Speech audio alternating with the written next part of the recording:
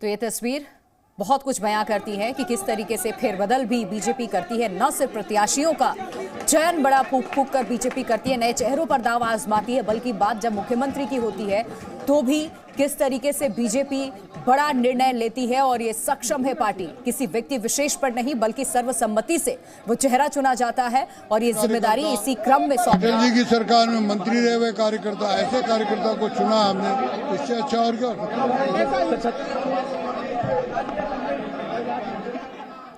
तो विष्णुदेव छत्तीसगढ़ बीजेपी के अध्यक्ष भी रह चुके हैं। 2 साल 68 दिन तक उन्होंने इस जिम्मेदारी को निभाया, साथ ही रायगढ़ सीट से सांसद भी रहे हैं और अब मुख्यमंत्री। ब्रह्म प्रकाश दुबे इस वक्त हमारे संवाददाता हमारे साथ जुड़ चुके हैं। ब्रह्म प्रकाश, विष्णुदेव साय एक बड़ा चेहरा, एक बड़ा नाम जिसे मुख्यमंत्री बना दिया गया छत्तीसगढ़ का, इसके पीछे की क्या स्ट्रेटेजी बीजेपी की, आप समझा पाए? बिल्कुल बिल्कुल, देखिए विष्णुदेव साय 4 बार के सांसद रहे हैं, केंद्र में मंत्री रहे हैं, 2019 तक केंद्रीय इस्पात राज्य मंत्री रहे हैं और तकरीबन 3.5 दशक से ज़्यादा का उनका राजनीतिक अनुभव है। 1989 से एक पंच के रूप में, ग्राम पंचायत में एक पंच के रूप में चुने गए थे, उसके बाद सरपंच रहे, विधायक रहे, सांसद रहे, तो उनका एक लंबा करियर रहा है। आदिवासी समुदाय से आते हैं, लिहाजा बीजेपी ने बहुत सोच समझकर उस चेहरे को चुना है।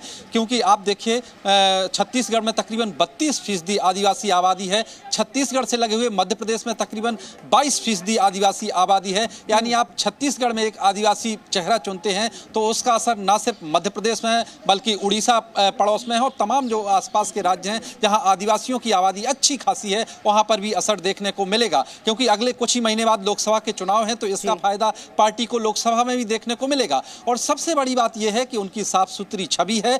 और आप देखिए कि 2019 में जब छत्तीसगढ़ में सारे सांसदों का टिकट काटकर नए चेहरे खड़े किए गए थे, हमारे प्रदेश की अब बागडोर संभालेंगे। मुझे इस बात की खुशी है कि हमारे सरगुजा संभाग से और छत्तीसगढ़ के इतिहास में पहली बार किसी आदिवासी समुदाय के एक किसान परिवार के साधारण से कार्यकर्ता को विधायक का नेता चुना है, मुख्यमंत्री चुना है। अब आपको क्या उम्मीद है आप तक पूरा कर रहे हैं?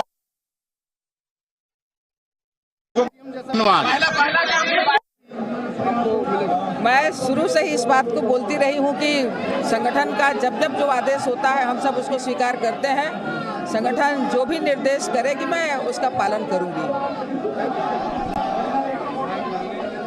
तो संगठन की तरफ से ये निर्णय लिया गया और विष्णुदेव को छत्तीसगढ़ की कमान सौंप दी गई है और हर किसी ने एक सुर से ये सहमति भी जताई है कि ये जो निर्णय है पार्टी का, संगठन का, इसे स्वीकार करते हैं। दूसरी तस्वीर आप देख रहे हैं उनके घर की तस्वीर है और ये तस्वीर इस वक्त बहुत कुछ बयां कर रही है। एक लंबा राजनीतिक सफर रहा, सांसद भी चुने गए कई बार और कुनकुरी सीट से विधायक है विष्णुदेव साय, जिन्हें आज बतौर मुख्यमंत्री चुन लिया गया।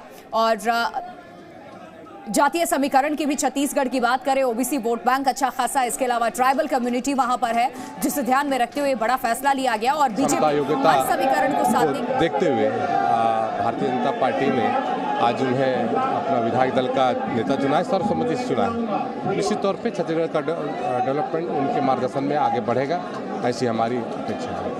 डिप्टी सीएम की भी बात चल रही है तो क्या बस्तर के से आपको उम्मीद है कि शायद डिप्टी सीएम भी निकल के आ सकते हैं? देखिए अभी तो मुख्यमंत्री जी का आनंद लेने दीजिए और उसके बाद सरकार का आनंद लेने दीजिए, उसके बाद जो भी होगा। केदार भी लगातार मंत्री रहे, केदार भी इस बार क्या एक्सपेक्टेशन रख रहे हैं? देखिए पार्टी के कार्यकर्ता होने के नाते मुझे जो दायित्व दिया गया वो दायित्व मैं भरपूर तरीके से निभाने की कोशिश किया।